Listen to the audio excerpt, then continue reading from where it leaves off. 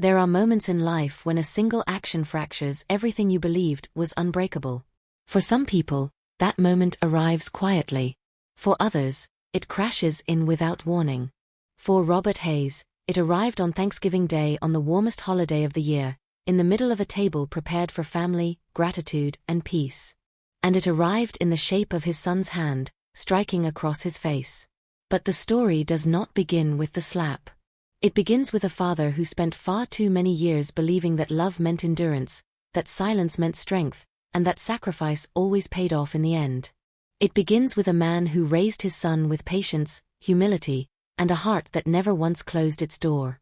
If you have ever loved someone so deeply that you forgot to protect yourself, if you have ever been dismissed, humiliated, or pushed aside by your own flesh and blood, then I ask you to stay with me until the final line of this story.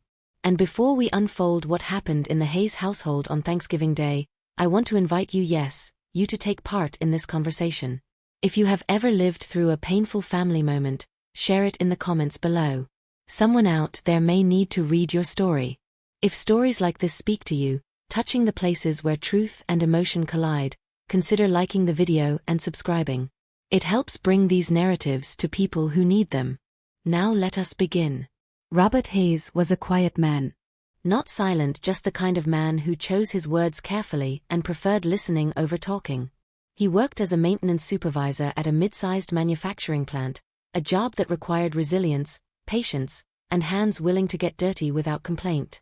His home was a modest one-story house on the edge of a small town in Ohio. A place where autumn leaves fell in thick layers across the lawn, where the porch light flickered slightly whenever the wind pressed against the door, and where memories, good ones and painful ones, lived inside every corner of the walls. Robert had once shared this home with Linda Hayes, his ex-wife, and their son, Ethan. Years ago, the house used to echo with laughter, footsteps running down the hallway, and Linda's voice calling everyone to dinner. But time, miscommunication, and exhaustion had worn the marriage down until it dissolved into something brittle and cold. The divorce had not been explosive. There were no dramatic confrontations, no broken plates, no screaming matches. Instead, it was a quiet separation, two people drifting apart so slowly that neither realized the gap between them had become unbridgeable. After the divorce, Linda moved into a townhouse closer to the center of town, where she eventually remarried. Ethan, who was 16 at the time, spent weekdays with her and weekends in the house he had grown up in. Robert never once complained. Not to Linda. Not to Ethan. Not to himself. He accepted it all with quiet dignity, believing that sometimes the most loving thing you can do is step back so others can step forward. But that mindset, over time, would become the very thing that pushed him into the shadows of his own family. Ethan Hayes, now 23, was a young man shaped by two households but pulled more heavily into one. His mother's world was fuller, more alive, more polished, more exciting. Linda's gatherings included laughter, wine, friends from work, and the kind of emotional warmth she had learned to express differently after the divorce. Robert's home, by contrast, was a sanctuary of simplicity. A worn brown couch. A television from another decade. A kitchen where the same set of plates had been used for 20 years. Ethan loved his father, but in the distant way children sometimes love the parent who demands nothing from them. The parent who is always safe, always available, always willing to accept scraps of attention in place of true connection. Robert never realized that in giving Ethan absolute freedom, he was also teaching him that a father's heart required no care, no attention, no respect. As Thanksgiving approached, Robert began preparing days in advance. He wanted, perhaps needed, to create a Thanksgiving that could bridge the distance he felt growing each year. He bought a turkey larger than necessary for 3 people. He pulled out the old recipes he and Linda used to make together. He cleaned the house thoroughly, even scrubbing corners no guest would ever see. He set the table with the nicer plates that rarely left the cabinet. He imagined Ethan walking into the house and smelling the warmth of roasted turkey. He imagined his son sitting at the table, smiling at something he said. He imagined Linda softening, perhaps remembering the days when things were not yet broken. He imagined connection, real connection, for the first time in years. Thanksgiving Day arrived with a soft, pale sun rising over the neighborhood. Robert woke early, humming to himself as he prepared the turkey. He turned on the radio to a station that played old country songs. He brewed coffee and breathed in the scent, letting it settle into his chest like comfort. Around noon, he received a message from Ethan. Running late. Mom wants to stop by a friend's house first. We'll be there later. Robert typed back. No worries. I will keep things warm. He felt a small sting. An hour or two late was fine, but visiting someone else first? Still, he did not let the disappointment settle. He told himself, what matters is they are coming. What matters is we will sit at this table together. He kept cooking. He kept waiting. Time passed in long, slow hours. 3 o'clock. 4 o'clock. 5 o'clock. Still no car in the driveway. Still no knock at the door. Still no message. At 6:15, Robert sent a simple text. Are you two on the way? It was marked as read, but no reply came. He looked at the turkey cooling now. He looked at the mashed potatoes, the stuffing, the cranberry sauce. Then he looked at the dining table he had set with care. And for the first time that day, his heart trembled. But what broke him was not the waiting. It was what happened when Ethan finally arrived. And it is at this point, just before the moment of impact, before the slap, before the smile, before the unraveling, that I want to pause the story. Because the deepest wounds we carry rarely come from strangers. They come from the people we raise, the people we protect, the people we imagine will always see us as home. And sometimes, all it takes is one moment, one action to reveal a truth we have been avoiding for far too long. When the sound finally came, tires crunching over gravel, the low hum of an engine pulling into the driveway, Robert released a breath he had not realized he was holding. It was past 7. Thanksgiving dinner was long overdue. The turkey had cooled. The gravy had thickened. The candles on the table had burned down halfway, forgotten in the long hours of waiting. Still, Robert stood up, smoothed the front of his shirt, and whispered to himself. It is fine. They came. That is what matters. He walked to the front door, trying to brace his heart for the reunion he had envisioned all week. Through the window he saw Ethan step out of Linda's car. Ethan looked tired, irritated, his shoulders tense beneath his jacket. Linda stepped out after him, brushing her hair back with practiced elegance. She glanced at the house with an expression Robert recognized too well, subtle disapproval masked as indifference. The two approached the door, and Robert opened it before they had the chance to knock. Hi, he said softly, his voice warm despite his nerves. Come in. I am glad you both made it. Ethan stepped inside without smiling. Linda offered a polite nod. Sorry we are late, she said. Things ran long. It is all right, Robert replied quickly. I kept dinner warm. Ethan shrugged off his jacket and tossed it over the couch without looking at his father. It was small, just a casual motion, but something about it stung. Robert ignored the feeling and gestured toward the dining table. It is all ready. I thought we could sit and... Dad, Ethan interrupted, rubbing his forehead. Can we just not make this a big thing? Mom and I already ate at her friend's place. We are not hungry. Robert's heart dropped, but he steadied himself. Oh, I see. Well, you can still sit with me while I eat. We can talk at least. Ethan exhaled sharply, as if even that was too much to ask. Linda stepped in before the silence grew heavier. Robert, Thanksgiving has been hectic for everyone. I told you earlier we might be busy. You did not, Robert said gently. You said you would be late, not that you had dinner elsewhere. Linda's eyes narrowed ever so slightly. Well, plans changed. The tension in the air thickened. The warmth that Robert had carefully filled the home with all morning slowly evaporated, replaced by discomfort, cold and sharp. He tried again. Ethan, son, I made your favorite. The cornbread stuffing, just the way you used to like it. At least taste it. At that, Ethan's jaw tightened, and he turned toward the dining table. His eyes scanned it. The turkey carved with care.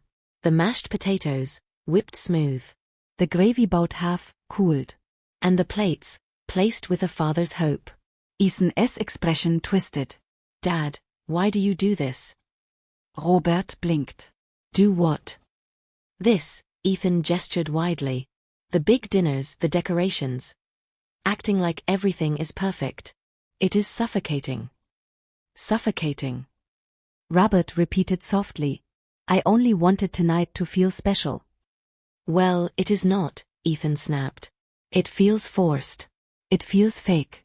You always act like this house is some kind of memory shrine or something.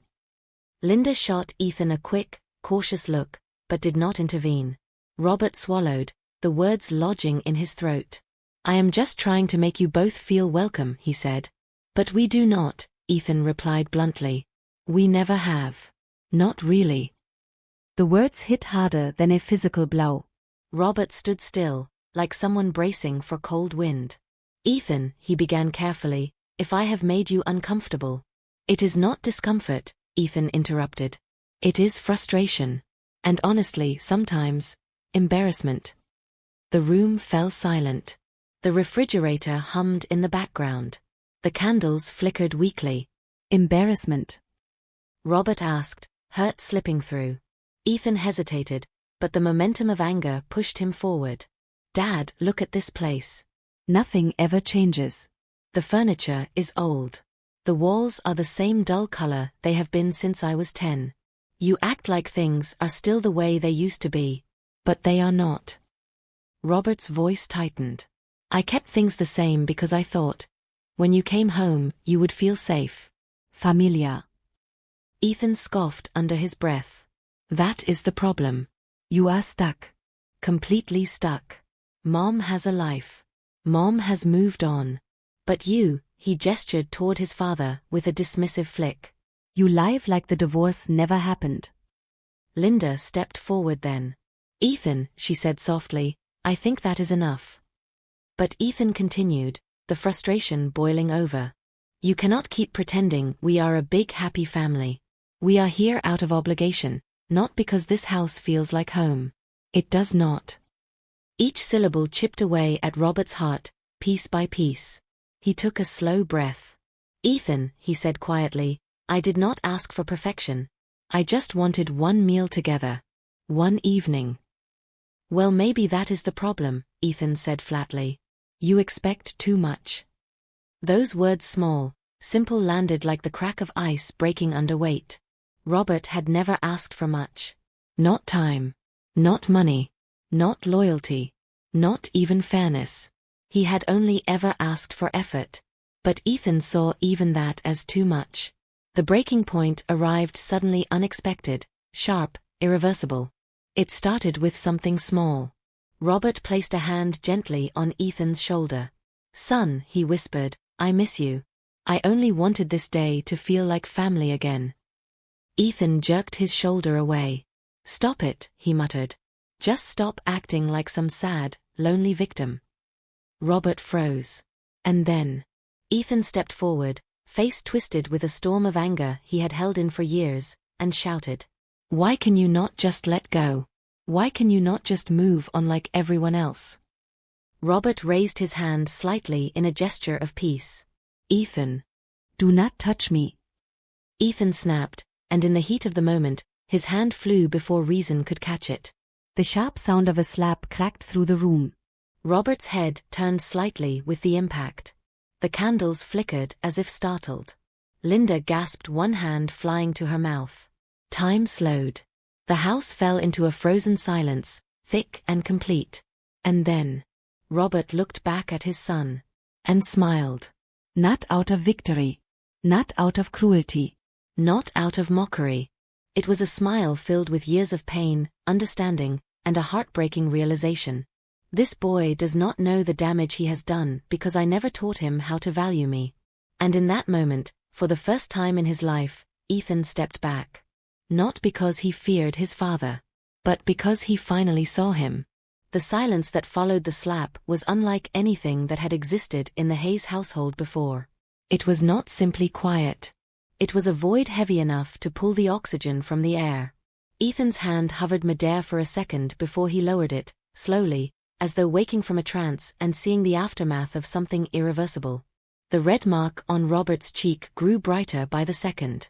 Linda stood frozen several feet away from them, her eyes wide, tears beginning to form. She had always been emotional, protective, quick to defend Ethan, but this time, even she was too stunned to move. And then came the moment that neither of them expected. Robert turned his face back toward his son. His eyes were soft, not angry.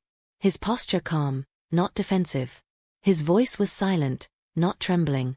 And on his lips was a smile. Not a cheerful one.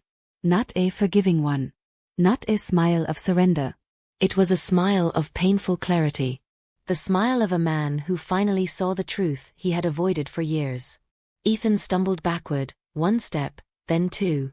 What are you doing?" he asked, his voice cracking. Robert did not answer immediately. He simply stood there, breathing steadily, studying the young man he had spent his life loving, supporting, raising, and losing. Finally, Robert spoke. "Do you know what that smile means, Ethan?" Ethan swallowed, throat tight, guilt fighting with anger in his expression. I do not know," he muttered. Robert nodded as if he had expected that. "It means," he said carefully, "that I finally understand something I should have understood years ago." Linda's voice broke through then. "Robert, please." But Robert raised a gentle hand, not to silence her, but to ask for a moment. "This is between me and our son," he said quietly. The way he said "our" made Linda flinch. She had always been the more present parent, the one with influence, the one who shaped Ethan's world.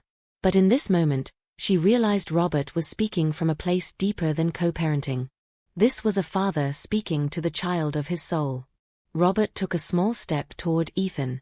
Not threatening. Not confrontational. Just present.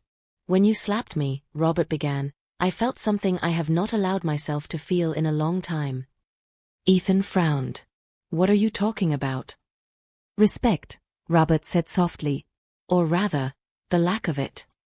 His voice did not rise. It did not need to. The truth carried its own volume. "I realized in that instant that you do not respect me, not as a father, not as a man, not even as a person worth basic consideration." Ethan opened his mouth, but no words came out. Robert continued. "And I smiled because it finally made sense. All the years of distance. All the excuses. All the moments you chose your mother's home over this one.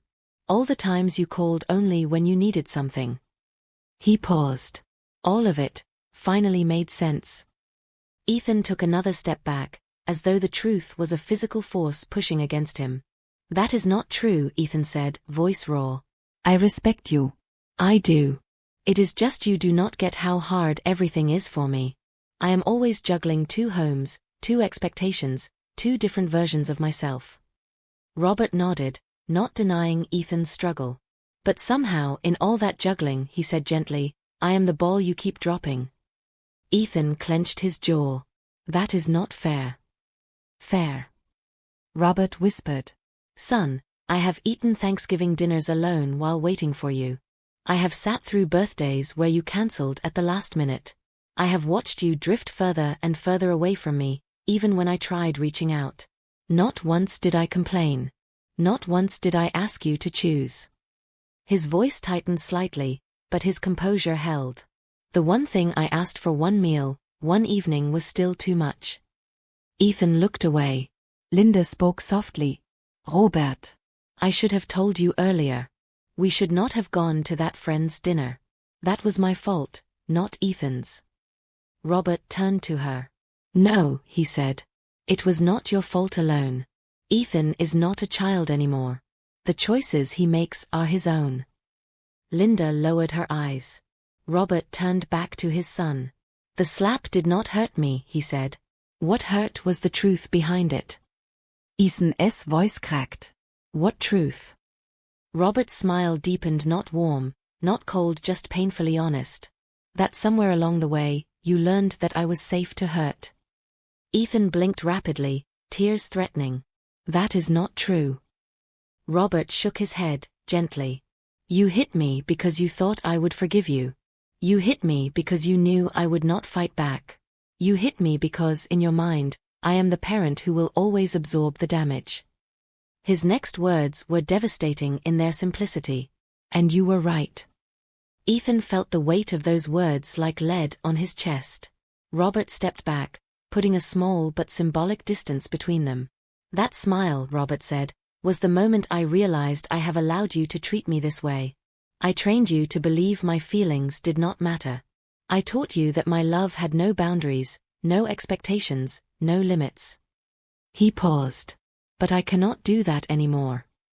Ethan's breath hitched. "What does that mean?" he asked, voice trembling. Robert looked at him with heartbreaking clarity. "It means I have to start valuing myself, even if it means stepping back from you."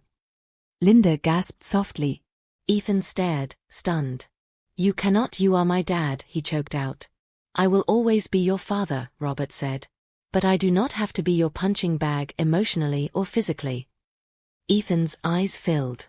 "Dad, I did not mean I was angry. I lost control." Robert nodded. "I know. And I am not punishing you. But I am finally learning that loving you does not mean letting myself be erased." Something in Ethan shattered then, a realization he had never faced before. His father's love was not infinite. His father's patience was not unbreakable. His father's presence was not guaranteed. For the first time in his life, Ethan feared losing the parent he had always assumed would be there, waiting on the sidelines.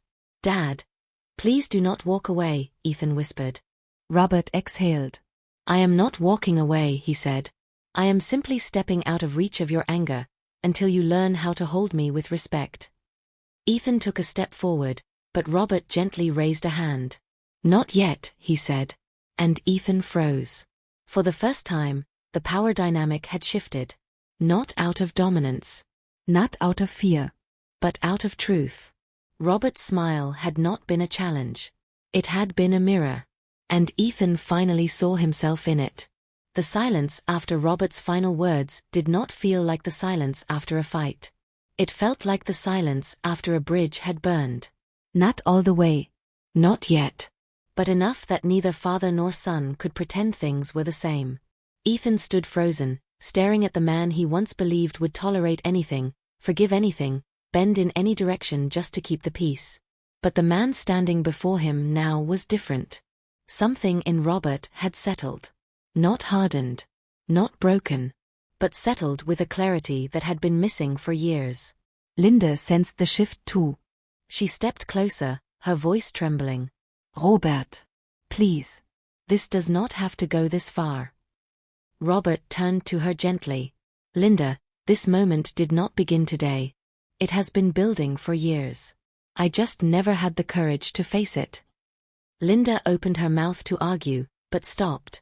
Because she knew he was right. Ever since the divorce, she had watched Robert recede further into the background of Ethan's life. She had not done it maliciously. But she had allowed it. And in the quiet places of her heart, she had known that her son's growing resentment toward his father was fueled by things she had said, and things she had not corrected. She looked at Ethan, her son, and saw the fear and guilt in his eyes. "Ethan," she whispered, "this is not just about tonight." Ethan clenched his fists. "I know," he said weakly. Robert silently walked to the dining table.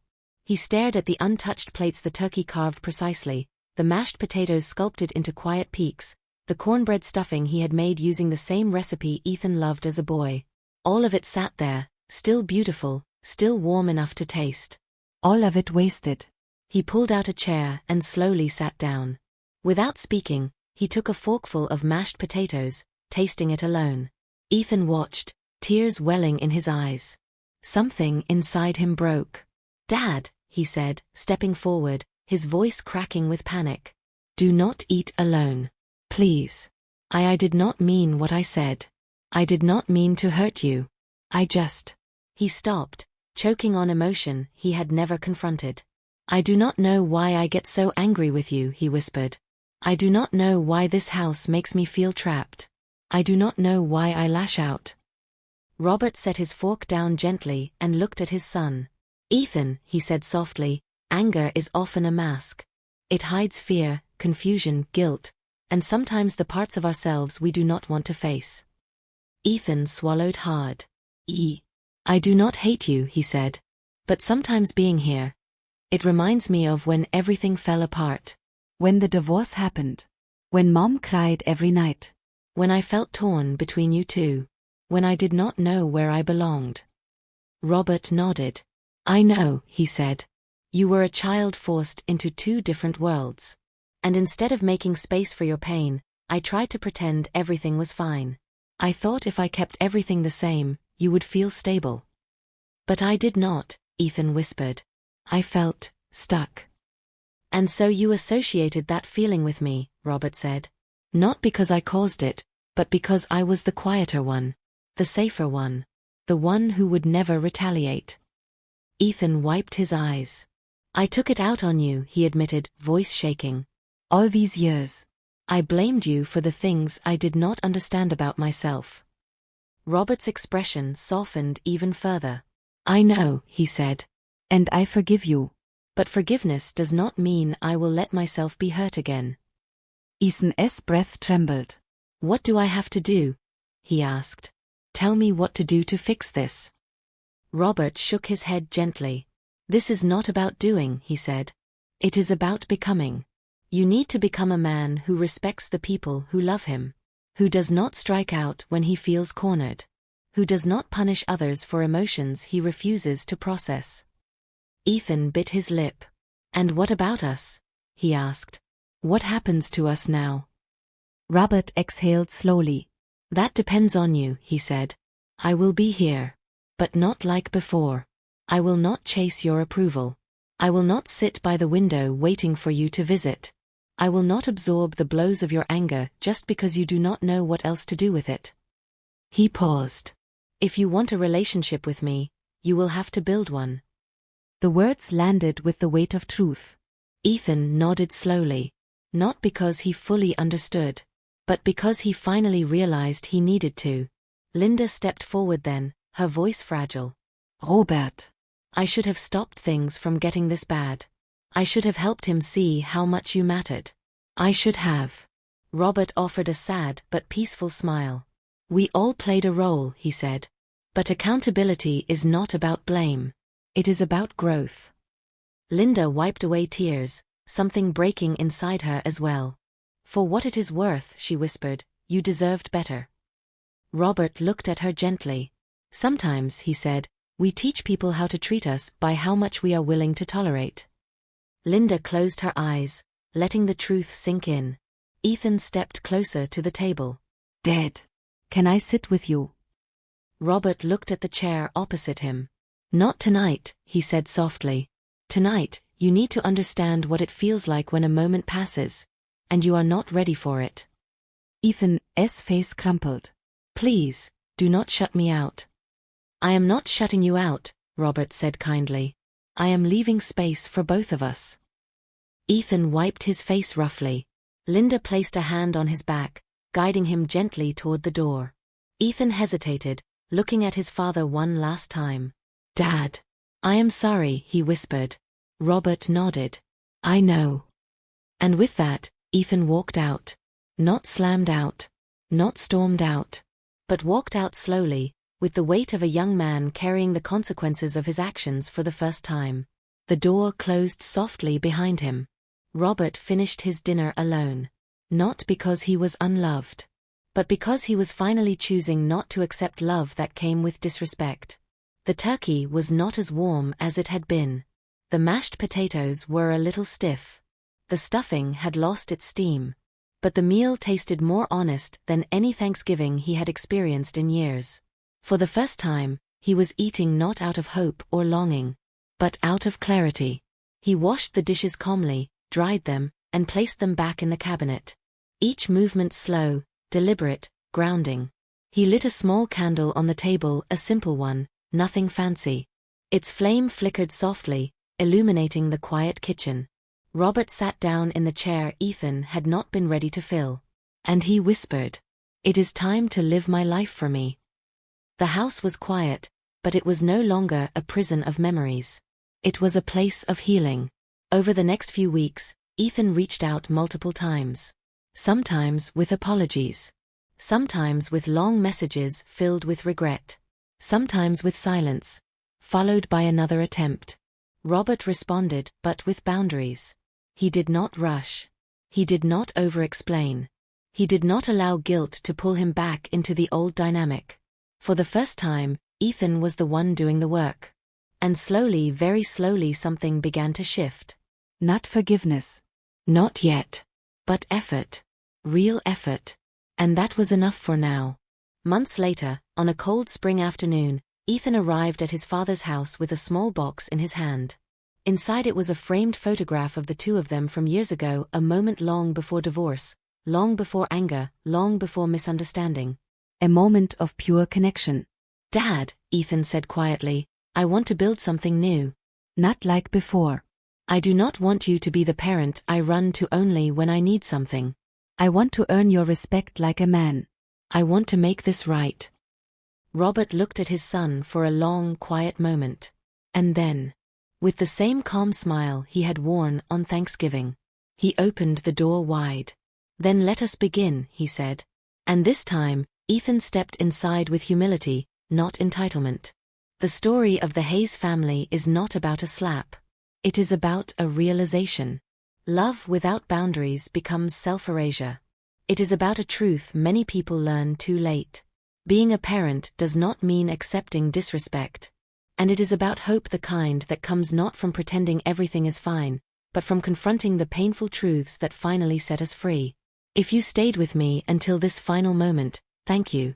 Stories like this are not easy. They cut deep. They reflect parts of us we often avoid. But they also remind us that growth often begins where comfort ends. If you have ever had a moment like Robert's, a moment when someone you loved pushed you too far, share your story in the comments. Your voice might be the one someone else needs to hear today. If this narrative touched you, please consider liking the video, subscribing to the channel, and turning on notifications. It helps these stories reach the people who need them most. Until next time, take care of your heart. And remember, love others, but do not forget to love yourself first.